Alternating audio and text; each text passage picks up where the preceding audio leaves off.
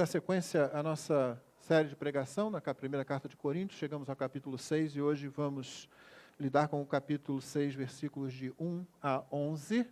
O tema da nossa mensagem é a incomparável condição da igreja.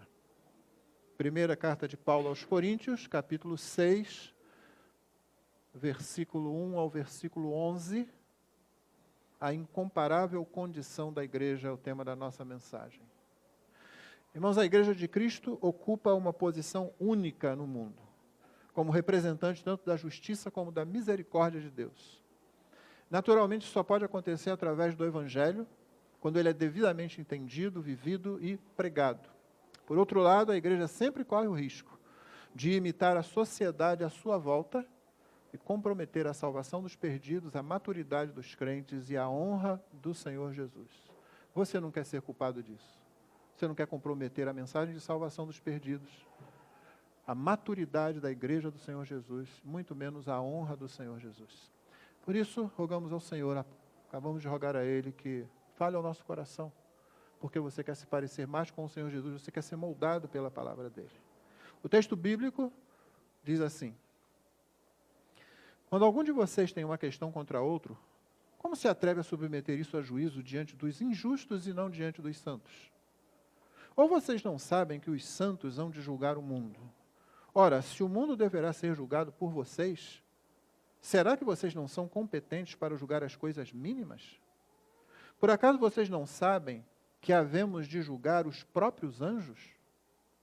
Quanto mais as coisas desta vida. Portanto, quando precisam julgar negócios terrenos, por que vocês constituem como juízes aqueles que não têm nenhuma aceitação na igreja? Digo isso para a vergonha de vocês. Será que não existe nem ao menos um sábio entre vocês que possa julgar entre seus irmãos? Mas um irmão vai a juízo contra outro irmão, e isso diante de não crentes. O simples fato de moverem ações uns contra os outros já é completa derrota para vocês. Por que não preferem sofrer a injustiça? Por que não preferem ficar com o prejuízo? Mas vocês mesmos cometem injustiça e causam prejuízo, e isso aos próprios irmãos. Ou vocês não sabem que os injustos não herdarão o reino de Deus? Não se enganem, nem imorais, nem idólatras, nem adúlteros, nem afeminados, nem homossexuais, nem ladrões, nem avarentos, nem bêbados, nem maldizentes, nem roubadores herdarão o reino de Deus. Alguns de vocês eram assim, mas vocês foram lavados, foram santificados, foram justificados no nome do Senhor Jesus Cristo e no Espírito do nosso Deus. Amém.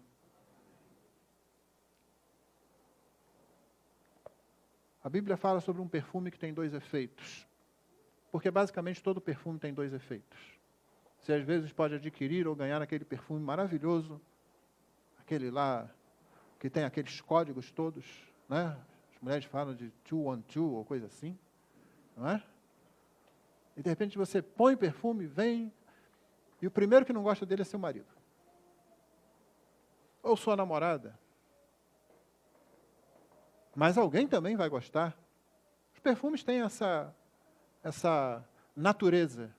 Não agradam todo mundo, agradam alguns e não agradam outros. Mas há um perfume, que é o Evangelho, e ele é exalado através da Igreja de Cristo, que ele tem consequências parecidas, só que muito mais sérias, muito mais importantes. Na segunda carta aos Coríntios, Paulo diz o seguinte: porque nós somos, para com Deus, o bom perfume de Cristo, tanto entre os que estão sendo salvos, como entre os que estão se perdendo. Para com estes, cheiro de morte para a morte, para com aqueles, aroma de vida para a vida. Quem, porém, é capaz de fazer essas coisas? Porque nós não estamos, como tantos outros, mercadejando a palavra de Deus. Pelo contrário, em Cristo é que falamos na presença de Deus com sinceridade e da parte do próprio Deus. Você pode dormir com esse barulho?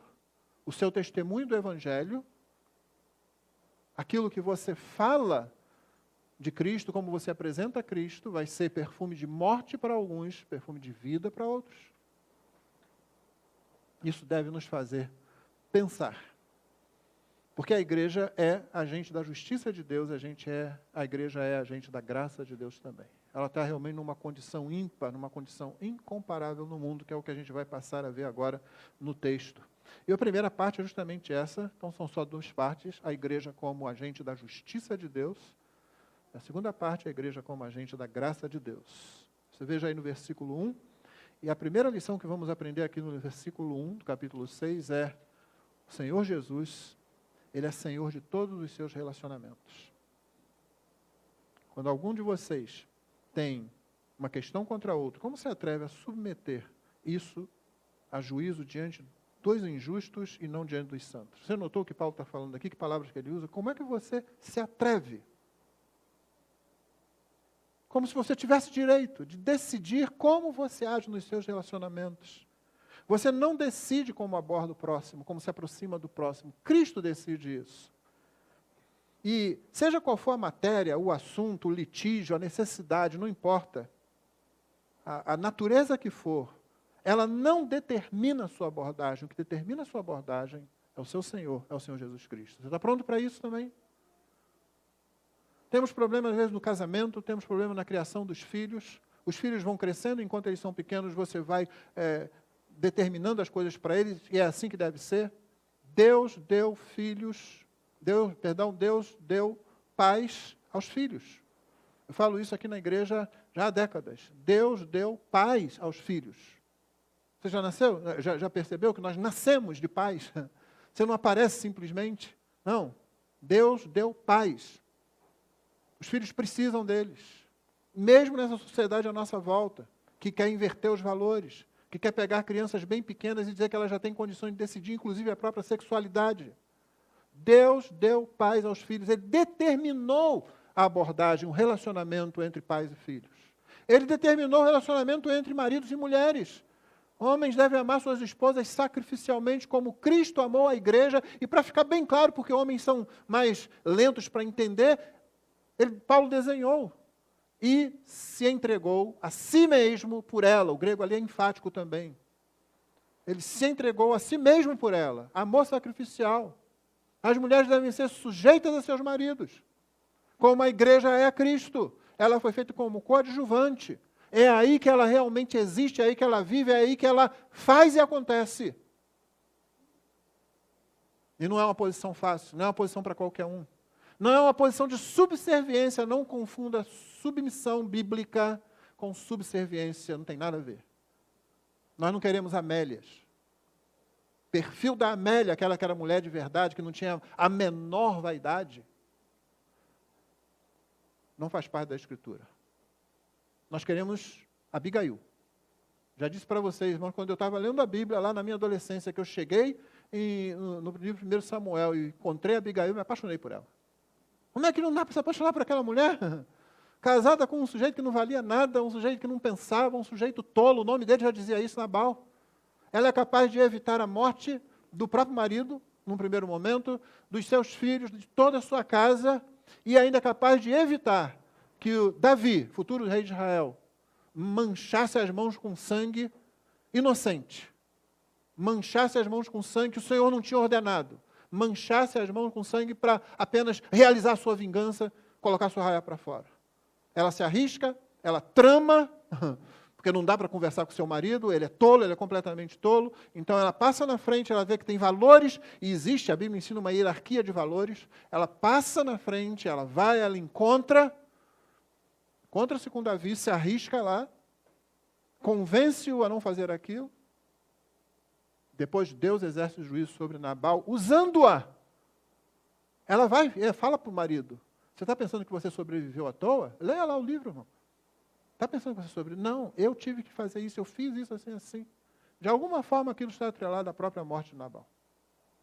Não é à toa que depois Davi, que não era nada bobo, tomou-a como mulher. Deus é o Senhor Jesus é o Senhor do nosso relacionamento, já estabeleceu. E as circunstâncias, pastor, mas o meu marido, ele é muito isso, pastor, a minha esposa, ela é muito isso. Não, Deus estabeleceu. É por isso que Paulo pergunta assim, como você se atreve nessa situação aí diante de injustos e não diante dos santos? Então, essa é a primeira coisa, Jesus é Senhor de todos os seus relamentos. Segunda coisa, a igreja tem marcas maravilhosamente distintas em relação ao mundo. Você viu o que Paulo falou? Ele colocou injustos em oposição a santos. E é a igreja de Corinto. Você já viu as dificuldades da igreja de Corinto? Nós passamos até agora por divisão, passamos por imoralidade sexual e agora chegamos a um desejo, a um gosto por litígio. Por litígio. Mas Paulo está chamando eles de santos. Eles são separados. Vamos lembrar, irmão, na Escritura, no Novo Testamento, a palavra santo, santificado, ela é majoritariamente usada, não para indicar uma condição de espiritualidade, mas para indicar que você foi separado para Deus. Com todos os defeitos, com tudo que está ali, eles foram separados. Vocês não estão mais naquela condição, vocês não pertencem mais àquela realidade. Quando na segunda carta Paulo vai dizer que nós somos feitos nova criatura, e a tradução literal seria nova criação, né? Eis que tudo se fez novo, as coisas velhas já passaram, ele não está falando de comportamento. Embora isso esteja envolvido, não é esse o foco, ele está falando da natureza diferente, da nova natureza da vida que se recebeu. Não é simplesmente a mudança. O sujeito era muito grosseiro, o sujeito era um viciado em qualquer coisa, e agora ele não é mais, depois se converteu. É claro que a gente espera que essas coisas aconteçam, mas não é esse o foco ali em 2 Coríntios 5. O foco é nova natureza. Algo que vem de fora da criação, aconteceu em nós, e agora nós somos nova criação. Nós fomos separados. A igreja tem marcas maravilhosamente distintas em relação ao mundo. Dentro disso, o seu destino como igreja, dentro dessas marcas distintas e maravilhosas, envolve julgar homens e anjos, os anjos decaídos.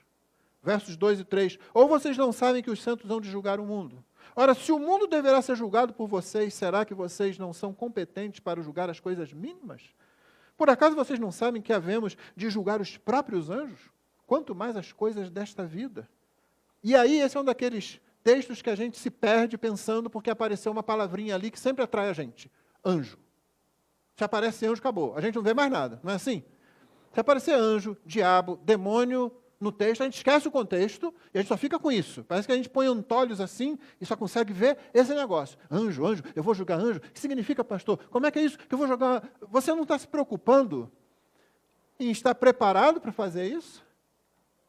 Você já se preocupou na sua condição para fazer isso? Porque é o que o texto está dizendo. O seu destino como crente envolve julgar homens e anjos. E a gente pode não saber a natureza desse julgamento, a gente pode não saber o modus operandi, ou como ele vai de fato acontecer na prática, mas não é essa a preocupação de Paulo aqui. Se fosse a preocupação, ele desdobraria isso dizendo, olha, você vai sentar no tribunal, vai vir um demônio lá, e aí Paulo não está preocupado com isso, ele está preocupado com o seguinte, vocês não estão atentos para o fato de que uma vez que vocês foram separados em relação ao mundo, de que vocês são santos, não estão mais na condição de injustiça, mas foram justificados, a justiça de Cristo reveste vocês. Vocês não estão atentos para o que é esperado de vocês, lá na frente, e que isso deve fazer vocês pensarem como vocês vivem agora e aqui. Paulo está tratando de litígio, de briga entre irmãos, está dizendo, ô camarada, você não se ligou ainda no que vai acontecer. Você está achando que vai conseguir fazer isso aqui, viver desse jeito aqui, e chegar lá na frente e dizer, eu estou pronto para aquela tarefa? É por isso que ele vai chamar essas coisas aqui de terrenas. Ele vai chamar diante de coisas mínimas, como você leu comigo. Ele fala assim, isso aqui é café pequeno. Você está pronto para o que vem? Coloca tenência. Né? Ou como dizia minha mãe, toma tenência. Pensa no que você está fazendo. Pensa na natureza da sua vida. Olha para as coisas aqui, você vai ver que tem muita coisa aqui. Em relação ao que vem, tudo aqui, de um modo ou de outro, vai ser pequeno. Quando se trata do relacionamento interpessoal dentro da igreja, do relacionamento entre os irmãos. E aí nós estamos, nós vamos fazer. A igreja de Corinto estava novamente fazendo aquilo que ela vinha fazendo, pegando o que está fora da sociedade e trazendo para dentro da igreja. Ela já havia feito isso na questão da divisão. Lá fora, ainda as pessoas diziam, meu filósofo predileto é esse, meu filósofo de estimação é aquele. E eles estavam fazendo a mesma coisa. Eu sou de Paulo, eu sou de Pedro, eu sou de Apolo. Estava trazendo a imoralidade sexual. Corinto, como eu disse semana passada, era conhecida pela sua frouxidão moral na área sexual. E eles estavam permitindo isso dentro da igreja, como vimos no capítulo 5. E agora também estão fazendo a mesma coisa que era comum em cidades greco-romanas. O pessoal adorava um processo civil. Porque exatamente como acontece hoje em muitos países, você podia ganhar alguma coisa ali. Seja em poder, seja em influência, seja em dinheiro.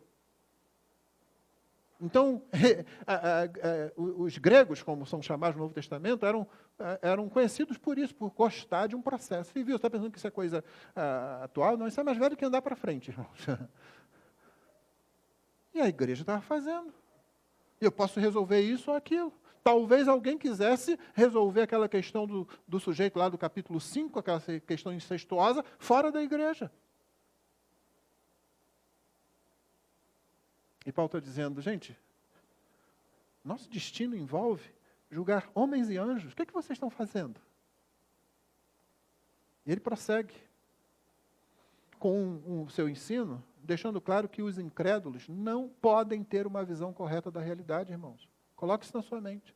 Se não tem Cristo, se o Espírito Santo não habita em você, é impossível ao incrédulo ter uma visão correta da realidade, por mais sabedoria que ele tenha. Mesmo com a graça comum atuando, ele não tem condições de ter uma visão correta da realidade à sua volta. Está preparado para viver com isso também? Porque às vezes nós nos intimidamos diante das pessoas não crentes. Porque às vezes nós temos temor de homens. Temor de homens é uma expressão que a gente usa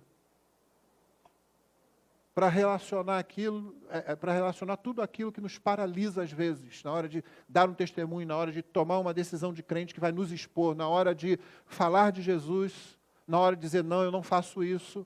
Muitos jovens têm temor de homens. Intimidados. Porque a pessoa é isso, é aquilo. E aí pode variar tudo.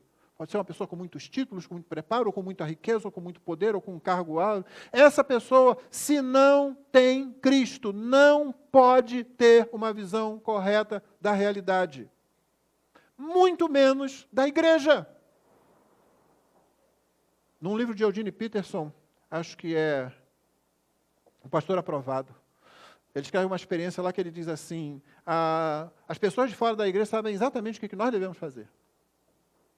Eles sabem. O que é que você tem que fazer? Você tem que ajudar os pobres, socorrer aqueles que estão tristes, né, para consolá-los, e fazer caridade, então, o tempo todo. É isso que você tem que fazer. Eu tinha que corrigir meus colegas de trabalho quando eu falava, não, eu estive na África. Fazendo o quê? Pregando o Evangelho. Não, a gente faz outras coisas também, porque o próprio Evangelho faz você fazer outras coisas. Você não chega e prega o Evangelho para uma pessoa que está com fome, sem dar comida para ela. Óbvio. Você tem compaixão, você sofre, você sente a dor. Mas a gente não precisa ficar gritando, tem que dar comida, tem que dar comida. Geralmente, quando a igreja faz isso, ela começa a esquecer o Evangelho, muda o Evangelho, modifica o Evangelho. Olha, eu estou aqui, mas eu estou distribuindo comida. Eu estou aqui, mas estou fazendo assistência médica, viu? Tentando justificar a pregação do Evangelho. A pregação do Evangelho não precisa de ser justificada, ela não precisa de ser explicada. Ela por si só é relevante. Os seres humanos estão perdidos debaixo da ira de Deus e se partirem dessa realidade para outra, irão para a perdição eterna. Isso é motivo suficiente, mas nós temos ainda um maior, que é a ordem do Senhor Jesus de pregar o Evangelho. Por que você prega o Evangelho? Primeira resposta, Ele ordenou. Mas aí a gente começa, tem que fazer isso, tem que fazer aquilo. Sim, que você faça como decorrência do Evangelho. Então lá fora as pessoas sabem o que você tem que fazer. Não, elas não sabem. Elas querem dizer o que a gente aceita e o que não aceita. Mais à frente, Paulo vai falar, homossexuais, afeminados, não herdarão o reino de Deus. Ponto. Aí dentro da igreja você vai ouvir vozes, não, mas não pode porque, dado o momento cultural, dada a sociedade à nossa volta. Irmãos, eu já disse no primeiro ponto, as circunstâncias, as necessidades, os motivos, as razões, não determinam o nosso relacionamento com as pessoas. Cristo determina. Então a igreja, ela tem marcas maravilhosamente distintas. Você vai julgar os anjos, você está numa condição que os incrédulos nunca estarão, E vamos lembrar ainda, os cristãos, eles já operam com a justiça, que um dia vai julgar o mundo todo. Você já trabalha com ela. Você foi justificado nesse contexto dessa justiça. Essa justiça, a justiça de Deus, ela vai julgar o mundo todo finalmente. Por que nós iríamos usar, principalmente entre cristãos, a justiça que será destruída no último dia? Porque a justiça humana é imperfeita, vai ser destruída no último dia. É evidente que Paulo não está dizendo aqui que nós não podemos usar as cortes de tribunais. Ele usou. Quando ele teve que, inclusive, apelar para a cidadania romana dele, para a condição dele, dizer apelo para César, ele fez isso. Não, o problema não é esse. O problema, primeiro, é você fazer questão de ter vantagem em tudo, de lucrar com tudo, de nunca sair no prejuízo, como ele vai falar adiante. É a questão de, dentro da igreja, a gente querer resolver essas coisas assim. Aqui no Rio de Janeiro, um pastor lá cometeu um pecado grave quando a igreja tentou tirá-lo, através de várias tramóias, uma igreja batista, que nunca deveria passar por um processo desse, mas é aquele negócio que eu falo, falta alguém, falta homem, porque é dos homens a responsabilidade primária, mas as mulheres também não deveriam deixar a coisa assim. Ela processou a igreja, o pastor, e a igreja teve que pagar o salário dele, até a morte dele. Irmão.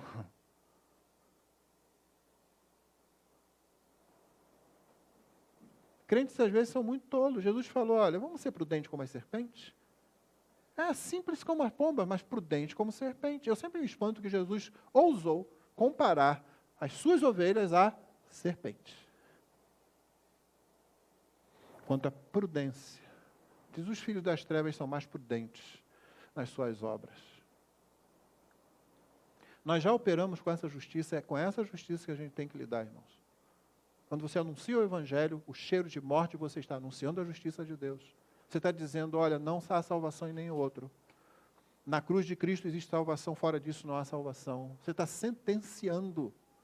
E não foi você que deu a sentença, foi o Senhor Jesus, você está proclamando isso, você é cheiro de morte para a morte naqueles que se perdem. A igreja tem distinções maravilhosas. Terceiro, a membresia de uma igreja local é algo além do entendimento dos incrédulos. Faz parte aí está ligado a esse segundo ponto que eu falei. Verso 4, portanto, quando precisam julgar negócios terrenos, por que vocês constituem como juiz aqueles que não têm nenhuma aceitação na igreja? Seria mais ou menos o seguinte, irmão, tem uma briga lá em Israel, na Antiga Aliança, o Israel na Antiga Aliança, está lá no tempo de Moisés, e aí nós vamos chamar um cananeu, tá? Vamos chamar um amorreu para decidir o negócio. Uma briga aqui entre eles qualquer, ao invés da gente utilizar a lei, utilizar o que Deus mandou, a gente vai lá num cananeu qualquer daqueles lá, um amorreu, jebuseu, qualquer um daqueles eu que tem lá, vem cá resolver para a gente. Não dá. Não tem como. A membresia da igreja está além do entendimento em que ele não entende. Evidentemente, algumas membresias são facilmente entendidas porque elas não passam de grupo social. É um grupo que todo mundo concorda, tem lá os seus grupinhos de afinidade, funciona ali. Quando alguém não gosta de alguma coisa, não deu bem, quando não gostou, seja do pastor, da música, da mensagem, do irmão, simplesmente vai embora. Arruma uma briga e vai embora. Mas se é uma membresia bíblica, então nós estamos interligados. E não estamos interligados horizontalmente primeiro, nós estamos interligados verticalmente. O que é que cria a nossa unidade aqui?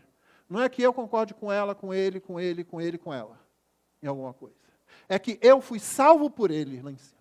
Ela foi salva, ele também, ela também. Nós estamos ligados assim, verticalmente. Ele nos redimiu, ele nos salvou, ele nos regenerou, ele colocou o seu Espírito em nós.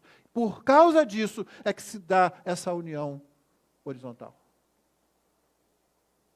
Não é porque a gente concorda em um conjunto de verdades. É porque nós fomos resgatados pelo escândalo da cruz, pelo Cristo crucificado e ressurreto. As pessoas de fora não têm condição de entender isso. Você vai lutar contra isso, meu irmão, minha irmã, com a sua família. A família não entende isso. Por que que ele e ela é mais ligado àquele grupo lá? A família não entende. A família não crente, aqueles seus parentes que não são crentes, não entendem. Como eu já disse aqui, irmãos, a família verdadeira, eu estou definindo família verdadeira como o pai e a mãe que se amam, vivem bem ali, né? Não são perfeitos, ninguém é, não era nem preciso ser dito, têm seus filhos, eles vivem em harmonia, não são crentes, não. Não são crentes, tem família não crente que vive em harmonia, vive melhor até do que muita família crente. Não é esse o problema. O problema é aquilo que a gente viu no começo, quem foi separado. A família verdadeira vai ser separada no final. Se nessa família, que se dá muito bem, que é um exemplo, que é maravilhosa, tem ali um crente e os outros não são crentes, eles serão separados no final. A igreja verdadeira nunca será separada. A igreja verdadeira, não é aquela que é visível aos nossos olhos, não. A igreja verdadeira, ela é inseparável. Não tem como você separar essa igreja. Bode fica. Todas as ovelhas sobem. Então a família não entende, porque o incrédulo não tem condição de entender a membresia. Ele não sabe, ele pensa que a gente é um clube, ele pensa que a gente está apenas, o pessoal gosta, que eles precisam de ajuda mútua, assim, não, está muito difícil enfrentar a realidade hoje em dia e tal, e essas conversas todas que mostram que a pessoa não entendeu nada, porque ela não tem condição mesmo de entender, como Paulo disse no início dessa carta, essas coisas espirituais não são discerníveis ao homem natural, a pessoa que está no estado natural, está na queda ainda, não tem como. Se não for regenerada pelo Espírito Santo, ela não vai entender. A gente tem dificuldade para fazer entender até quem é crente sobre a membresia, você tem que falar anos e anos para a pessoa entender que a ligação aqui é outra coisa, não é só assim, estamos juntos porque gostamos uns dos outros, porque... Não. Há fatores eternos aqui. Quarto, vergonha, derrota e autopreservação pecaminosa, além de injustiça, são marcas de uma igreja doente. Versos 5, 7 e 8. Digo isso para vergonha de vocês. Será que não existe nem ao menos um sábio entre vocês que possa julgar entre irmãos? Vergonha é marca de uma igreja doente. Derrota, o simples fato de moverem ações uns contra os outros, já é completa derrota para vocês. Versículo 7. Autopreservação pecaminosa. Por que não preferem sofrer injustiça? Por que não preferem ficar com prejuízo? Não levo desaforo para casa. Nem prejuízo financeiro. Não vou. Não vou levar. É isso? O rostinho que mamãe bateu? Espera aí, isso é versículo bíblico? Não! Isso é o vocabulário do inferno, de quem está no inferno, de quem vai passar a eternidade debaixo da justa ira de Deus. E às vezes você vê esse vocabulário sendo usado dentro da igreja. Paulo está dizendo que essa coisa absurda, não é absurda? Você não tem vontade de rasgar isso da Bíblia? Eu acho que tem gente que vai chegar lá no céu, Paulo... Faça-me o favor, levar prejuízo, sofrer injustiça? Não, peraí, eu sou crente, mas não sou bobo. Equivale ao que eu ouvi de um irmão, né? Pastor, eu sou homem. Eu pensei que você fosse um cristão. Ou de uma irmã também, eu estou namorando agora, mas é namoro de adulto. Ué, não devia ser namoro de crente? Se é que tal coisa existe... Que ele já devia se unir com vistas a casamento, senão o que você está fazendo? O que você acha que vai acontecer entre um rapaz e uma moça que não tem nenhum objetivo concreto à frente, pelos próximos anos, pelos próximos meses, mas estão ali se agarrando? O que você pensa que vai acontecer, meu irmão? A gente é tolo, a gente é ingênuo?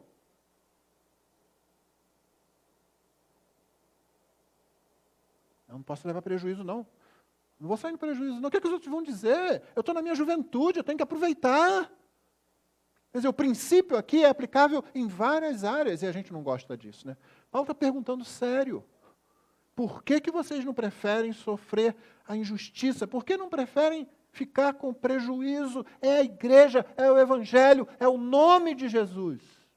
Paulo não está dizendo aqui para a gente se omitir em cada situação. Tudo que ele escreveu até agora mostra que não é isso. Paulo não está dizendo aqui para você se calar diante da injustiça. Paulo não está dizendo aqui para você dizer, olha, eu não quero problema, então eu vou ficar na minha quietinho. Não, Paulo está dizendo aqui que de vez em quando, eu e você, no ambiente da igreja, nós vamos levar o prejuízo. Nós vamos olhar para a coisa, não, eu posso absorver isso. Jesus absorveu muito mais por mim. Não tem por que eu dar essa resposta agora. Não tem por que eu fazer isso agora. Eu posso esperar. Eu posso chegar... Qual é o meu objetivo? O objetivo é simplesmente dizer que eu venci a discussão. Não, tenho que aproveitar a vida agora, senão passa, e aí? Passa a minha juventude Isso pode custar sua alma, meu irmãozinho, minha irmãzinha. Leve a sério esse princípio. E ainda, além dessa autopreservação pecaminosa, injustiça. Mas vocês mesmos cometem injustiça e causam prejuízo. E isso aos próprios irmãos.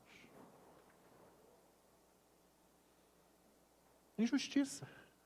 Mas peraí, não era para a igreja ser agente da justiça divina? E agora nós estamos cometendo injustiça? E vamos julgar os anjos, e vamos julgar os homens.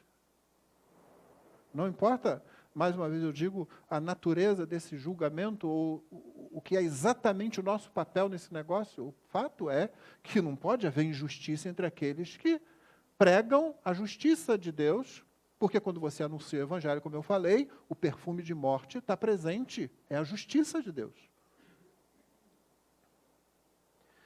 A igreja é agente da justiça de Deus, irmãos. E quando Paulo chega nesse ponto que ele citou a injustiça, você nota que ele começou dizendo injustos e santos, e terminou na injustiça que santos estão fazendo dentro da igreja. Ele então vai colocar a coisa agora na segunda parte, a igreja como agente da graça. Ele vai colocar a coisa de forma mais séria. Vamos levar a sério o que está acontecendo aqui? É o que ele está pensando. Terminou, então, com a visão da injustiça e do prejuízo que, por causa dessa própria injustiça, nós causamos aos irmãos. Então, a segunda parte da mensagem é a igreja como agente da graça. A pergunta que deve nos guiar aqui é o seguinte: quem vai morar no céu? Quem vai morar no céu? E é bom a gente fazer aquele exercício didático de definir uma coisa pelo que ela não é, né? Então vamos começar perguntando quem não vai morar no céu, que é o que Paulo fala aqui. A primeira coisa que ele aponta é a imoralidade sexual. Ou vocês não sabem, versículo 9, que os injustos, note que ele pegou a palavra ainda do versículo anterior, né, terminou lá com a injustiça que os santos estão vivendo. Vocês não sabem que os injustos não herdarão o reino de Deus? Não tem negócio, tá? Não tem arranjo, não tem jeitinho. Os injustos não herdarão o reino de Deus. Ou você foi justificado por Cristo, você apresenta isso na sua vida, ou então não há nenhuma razão para crer que alguém que comete a injustiça, vive na injustiça, esteja dentro do reino, que aqui é sinônimo de salvação eterna. Não se enganem. Nem morais. Paulo está citando aqui todo tipo, a palavra que está por trás dessa tradução significa todo tipo de pecado sexual. Nem idólatras, que Paulo pode estar se referindo à idolatria que havia em Corinto e que era muitas vezes expressa através de atos sexuais pecaminosos, ou ele pode estar fazendo referência também àquela idolatria do próprio prazer sexual, que eu vou buscar de qualquer jeito, que nada vai me deter, que eu vou ter, né? Que é, no final de contas, uma idolatria a mim mesma. Vamos lembrar que sempre o primeiro ídolo que você adora é aquele que você vê no espelho. Nem adúlteros, é aqueles que quebram os votos do casamento, nem afeminados, nem homossexuais. As palavras usadas aí parecem se referir àquela parte passiva e à parte ativa num relacionamento fora do que Deus fez na criação. Tem muita gente querendo que a gente corte isso aqui, a gente não pode falar mais isso. Por que a gente vai falar isso? Num mundo tão evoluído, mas nosso mundo é muito evoluído mesmo, não é? Dá uma olhada em volta. Dá uma olhada como essa pandemia foi administrada aí pelos cientistas, os cientistas. Dá uma olhada como uma guerra que está acontecendo agora. E eu poderia dizer, em pleno século XXI, não, isso não acontece mais, gente. Nós criamos uma organização das Nações Unidas para que essas coisas não se repetissem.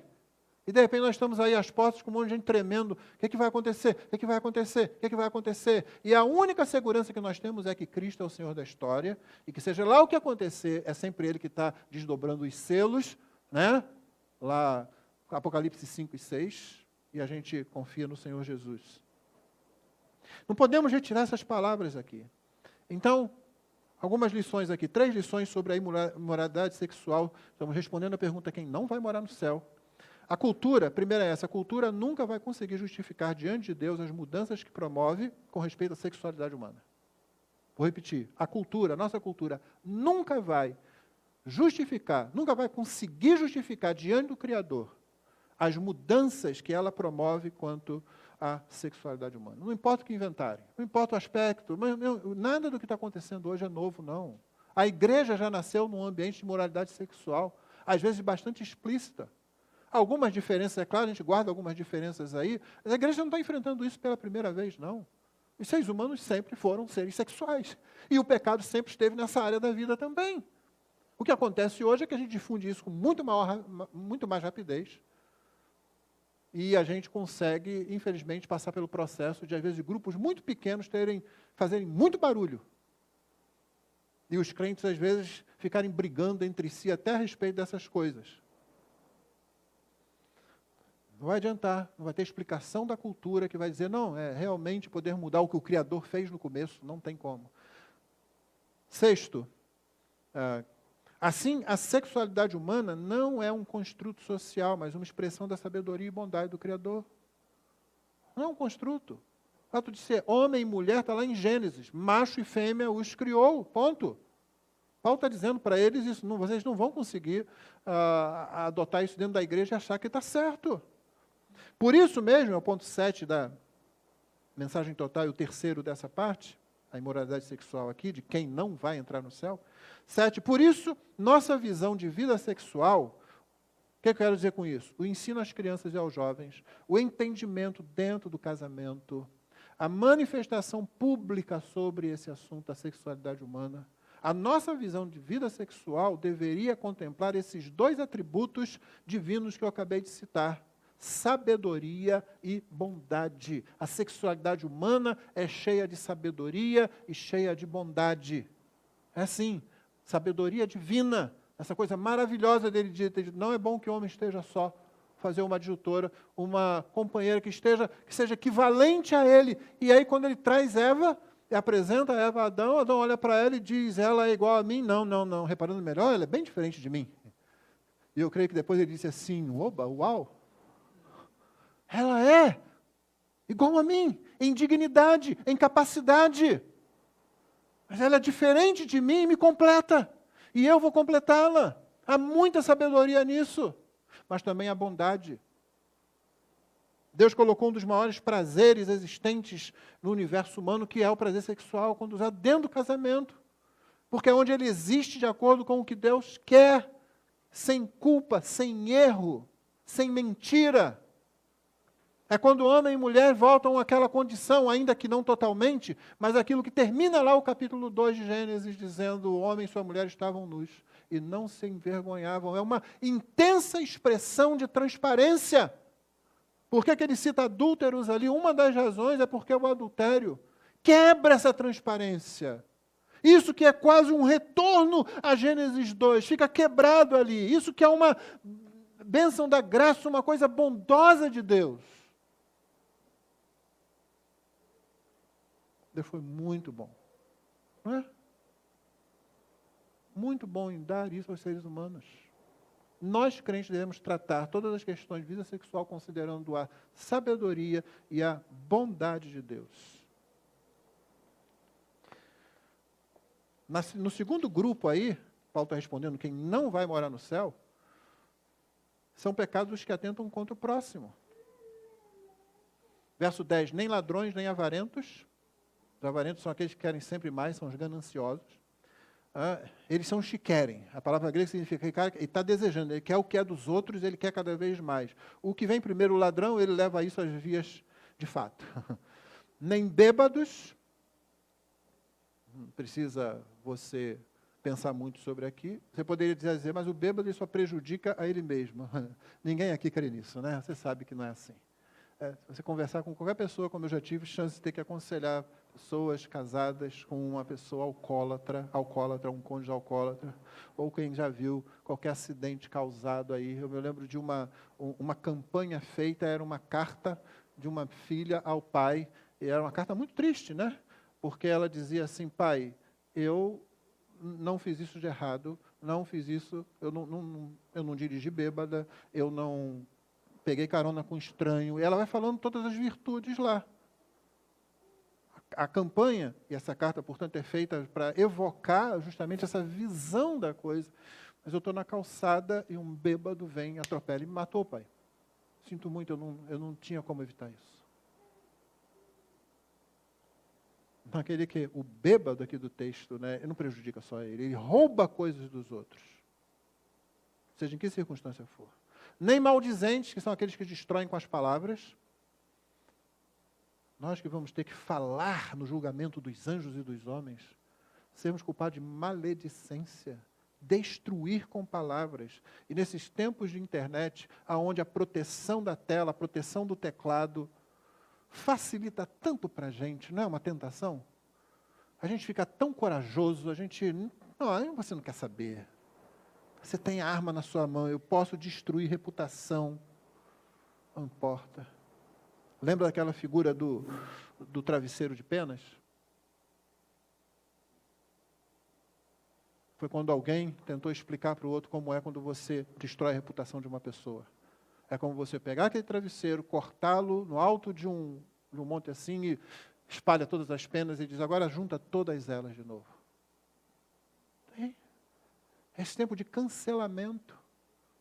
Tive a tristeza de ver essa semana aí, muitos irmãos estão a par do que aconteceu na igreja lá, na Grace Community Church, do John MacArthur. 20 anos atrás.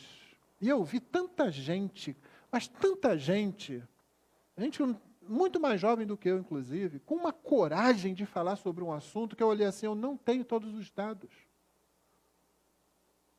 Um caso de abuso sexual, abuso de um homem pela sua esposa, de uma mulher pelo seu marido e os filhos também. Então, ele impetrou esse abuso. E, meu irmão, vamos ser claros aqui. Isso tem que ser tratado seriamente pela igreja. Já há muito tempo atrás eu respondi essa questão. Tanto aqui como em outras igrejas. Mesmo está numa sessão de perguntas e respostas numa igreja onde eu havia pregado, e alguém fez essa pergunta e eu disse, irmão, há coisas que não dá para você tratar somente eclesiasticamente. Você tem que tratar civilmente também. Não dá para você simplesmente dizer, não, vamos tratar aqui e tal. Há um abuso, principalmente quando é infantil. Deixa eu dizer para os irmãos que há várias semanas eu ativei tanto o nosso departamento de patrimônio como o nosso departamento infantil. Então, um está providenciando câmeras, já tem muito tempo, o Fábio está aqui para comprovar, câmeras para os ambientes onde nossas crianças ficam. Por quê? Porque eu estou desconfiado de algum irmão da igreja, de algum dos professores? Não, irmão. É porque nós não somos tolos. Não precisamos ser tolos, não precisamos ser ingênuos. Não é? Vamos resguardar todos nós. E o outro, o Departamento Infantil, a irmã Nívia está preparando aí uma política a respeito de abuso infantil para a igreja. O presbitério vai analisar, a igreja vai analisar. Precisamos ter resposta para essas coisas, posicionamento para essas coisas. Então, nós já estamos à frente disso. Não foi porque aconteceu qualquer coisa agora, não. Mas o que me espantou agora foi com um monte de gente nova que simplesmente aproveitou para linchar publicamente uma pessoa ou pessoas que elas não conhecem pessoalmente, situações que aconteceram há 20 anos atrás, e novamente, se houve erro, a igreja tem que tratar disso, mesmo agora, tem que se posicionar. Eu não estou discutindo isso, eu já coloquei a posição aqui, mas o que me preocupa é esse jeito, essa necessidade, vamos destruir, com a imagem falsa de que não, eu não quero ser hipócrita, eu quero ser íntegro, eu sou preocupado com zelo, eu tenho zelo pegar. Não tem zelo, não. É só os 15 minutos de fama, é só aumentar a quantidade de likes lá, em cima da desgraça de outra pessoa. Eu comentando isso num grupo de pastores do qual faço parte, eu digo, esses caras não leram Obadias 1. Obadias 1 é uma profecia sobre os edomitas, os filhos de Edom, os filhos de Esaú. Você lembra de Esaú? Esaú era irmão de Jacó, portanto os edomitas são parentes próximos de Israel. E o que eles fizeram? No dia da calamidade de Israel, eles gostaram, eles riram, eles falaram. O que Deus veio? Mandou Obadias lá para dizer, tu não devias, deixa eu falar na tradução antiga, eu gosto muito dela, acho ela bem forte. Tu não devias ter. Várias vezes o profeta disse, tu não devias ter te alegrado no dia da angústia, da dor, do castigo do teu irmão. Tu não devias ter te aproveitado da situação para ganhar vantagem sobre ele. Tu não devias. Tem um monte de gente aí, sem temor, falando. É dito que o arcanjo Gabriel não ousou falar palavra condenatória sobre o próprio diabo. Disse, o Senhor te repreenda. Mas tem gente aí que parece que não tem papas na língua. porque é imaturo, porque é criança, e às vezes eu duvido se é crente. Um monte de gente veio para falar, aproveitar, vamos lá, vamos socar, vamos socar, vamos socar. Qualquer dia vai ouvir de Deus, tu não devias ter. Não, nós temos que ser melhores do que isso. Temos que ser parecidos com Jesus. Maldizentes são os que destroem com as palavras, nem roubadores herdarão o reino de Deus. Deixa eu dizer para você que essa lista aqui, ela é representativa, ela não é exaustiva. Paulo não está botando aqui, não, tem muito mais pecado aqui, tá? Se o seu pecado não apareceu aqui, eu espero que não tenha aparecido. Tá? Se ele não apareceu nenhuma dessas coisas aqui, nem na primeira parte da imoralidade sexual, nem nessa parte aqui das pessoas que atentam contra o próximo, não fica tranquilo não, tem muitos mais outros. Eles vão levar você ao inferno. Aliás, o que nos leva para debaixo da eterna condenação de Deus é o fato de nós sermos pecadores. Isso é suficiente. Se não houver regeneração, pelo Deus Trino, não adianta. A outra razão por que ele cita esses especificamente pode ser, provavelmente esses eram os pecados cometidos ali em Corinto. Né? Como diz o versículo 11, na primeira parte, né, o último versículo da nossa palavra de hoje. Alguns de vocês eram assim. Alguns de vocês eram assim. Mas a igreja deve ser conhecida pela generosidade dela em todas as áreas da vida, e não por arrancar, roubar coisas dos outros, seja na área sexual, seja em qualquer outra área. No último versículo, que eu já citei no começo, alguns de vocês... Aí vem uma das expressões mais bonitas da Bíblia. Uma palavrinha que faz toda a diferença. Mais. Uma palavra tão pequena pode ser maravilhosa assim, né? Tem vezes que ela aparece na Bíblia, não é sempre a mesma palavra grega, não. O grego tem mais de uma palavra para isso, como nós temos também mais de uma palavra para essa conjunção adversativa, essa conjunção que inverte, né? Porém, né? Mas algumas vezes na Bíblia, olha só, Romanos 5, 7, dificilmente, 7, 8, dificilmente alguém morreria por um justo. Embora por uma pessoa boa, alguém talvez tenha coragem de morrer, mas Deus prova o seu próprio amor para conosco pelo fato de Cristo ter morrido por nós quando ainda éramos pecadores. Não é maravilhoso isso? Pode ser que talvez por um justo, quem sabe por uma pessoa boa, mas Deus, quando nós estávamos ainda longe dele, morreu por nós. Cristo morreu por nós. Efésios 2, 3 e 4, apenas para dar 2 exemplos. E éramos, por natureza, filhos da ira, como também os demais. Mas Deus, sendo rico em misericórdia, por causa do grande amor com que nos amou, e aí continua dizendo, como Ele nos salvou em Cristo. E aqui no texto de 1 Coríntios 6, 11, o mais é a palavra que é mais enfática. Alguns de vocês foram assim, mas vocês foram lavados, vocês foram santificados, vocês foram justificados no nome do Senhor Jesus Cristo e no Espírito do nosso Deus. Isso nos ensina, nossas lições finais são as seguintes. 9. Nenhum pecado é suficientemente grande para a graça. Você viu tudo aquilo que eu comentei aqui?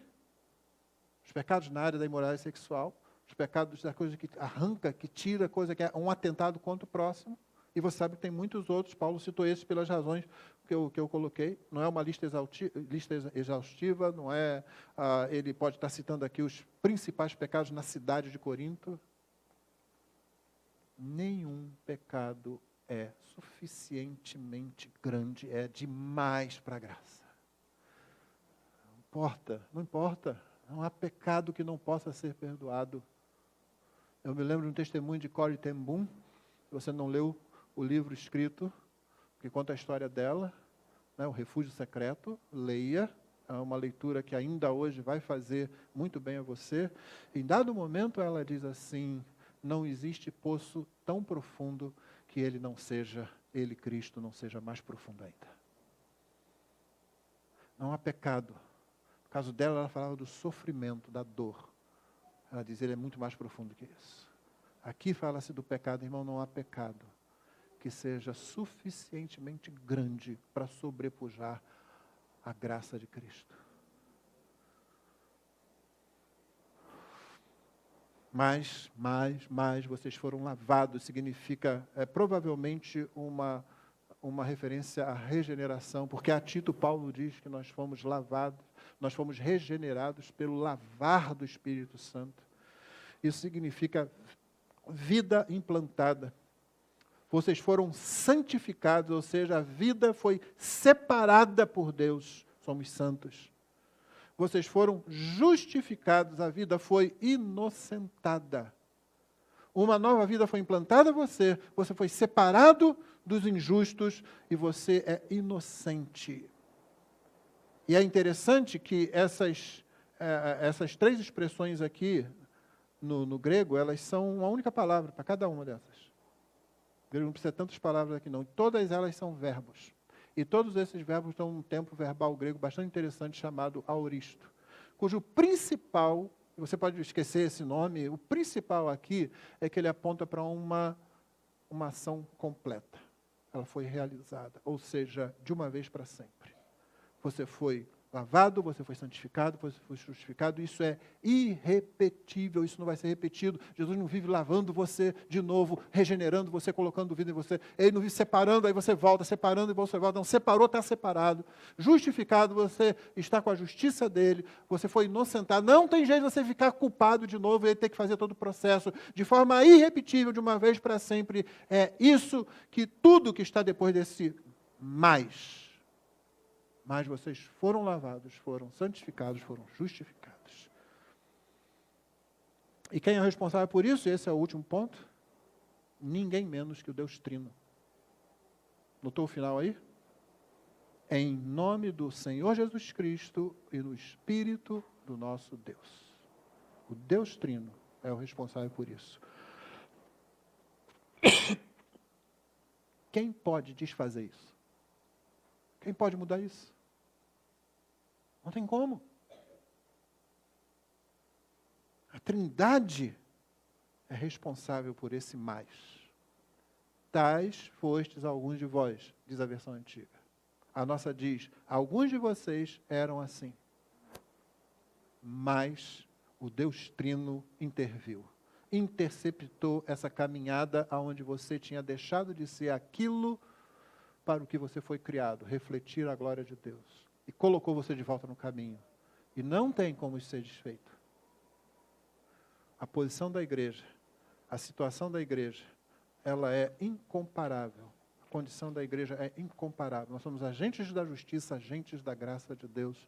Por isso, irmão, a exemplo do que vimos no outro domingo, vamos tirar o fermento velho.